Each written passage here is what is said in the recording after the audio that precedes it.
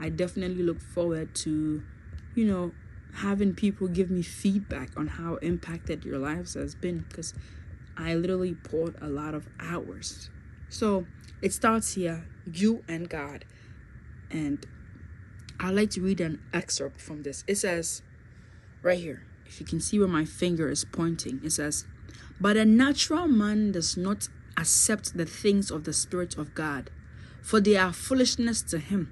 And this is quoting from 1 Corinthians chapter 2, 9, 16. I found the NASB version to be very articulate in certain vocabulary that I wanted.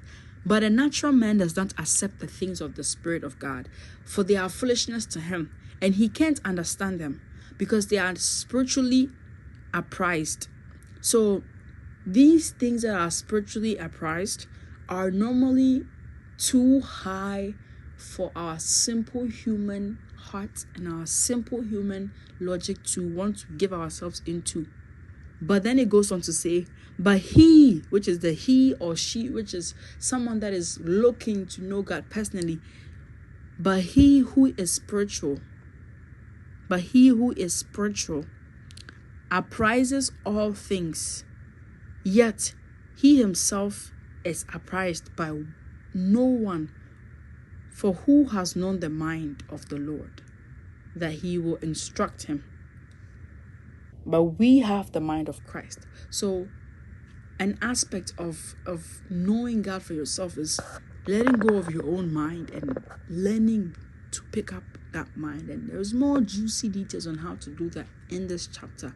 You see, because your mind is what directs you. Your mind is basically your control system, and how your mind functions and your heart and in conjunction with it is who you are.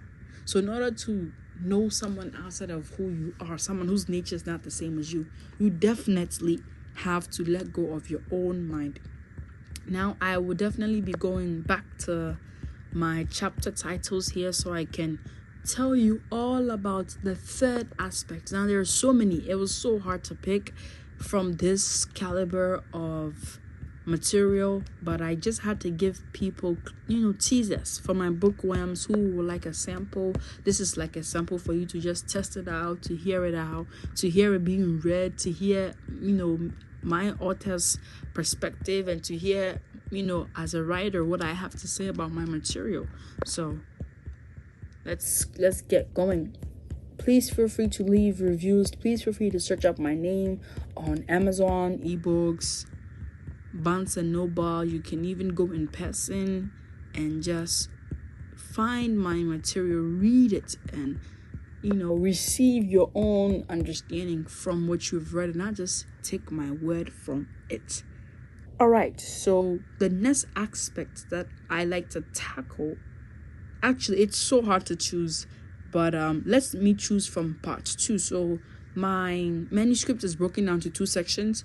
The first section deals more with human interaction with God, knowing God, debunking and going beyond just the surface. Then the second aspect is more of now God opening himself up to us, his omniscience, his identity, his works, and how his existence can be identified through the Old Testament and the New as well. So I think we should go into let's go into the omniscience of God. So it says, the God who sees and speaks. So seeing and speaking are verbs, but these verbs don't just stop at just describing what God can or cannot do, but there is more to him seeing, because there's a spiritual way to see, and then there was a physical way to also see and speak. Sometimes we are so used to human physicality that we forget that spiritual speaking does not necessarily require a mouth, neither does it require eyes. And God is a spirit, but yet he's also portrayed himself in Jesus, Yeshua Hamashiach, who the book is as a brief summary about. But let's get into it. So that can be found in chapter 16. We are going to be doing a lot of scrolling here because there's so much material. But I quickly want to go to chapter 16 and read an excerpt from there.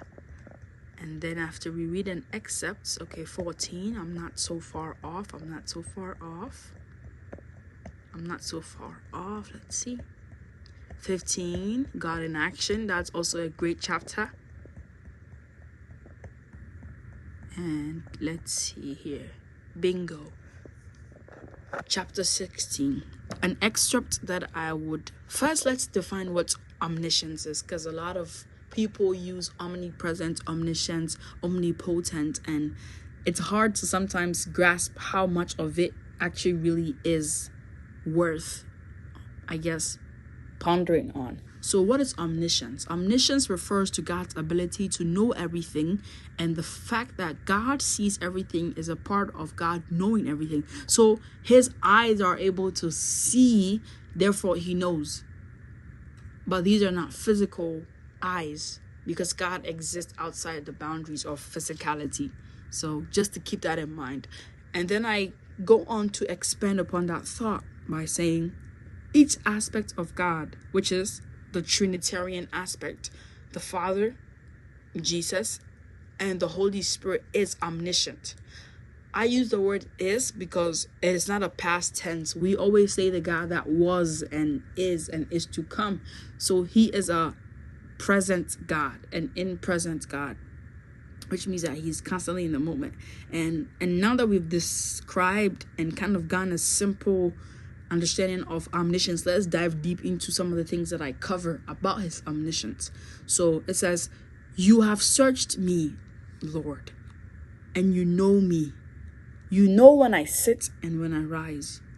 You perceive my thoughts from afar. Perceive meaning to be able to understand and pick up and to know even before, something manifests physically. So this tells you that there's a spiritual language that's going on here. You discern my going out and my lying down. You are familiar with all my ways. Before a word is on my tongue, you, Lord, know it completely. You hem me in behind and before, and you lay your hands upon me. Such knowledge is too wonderful, too lofty for me to attain. Bonus points if you know exactly.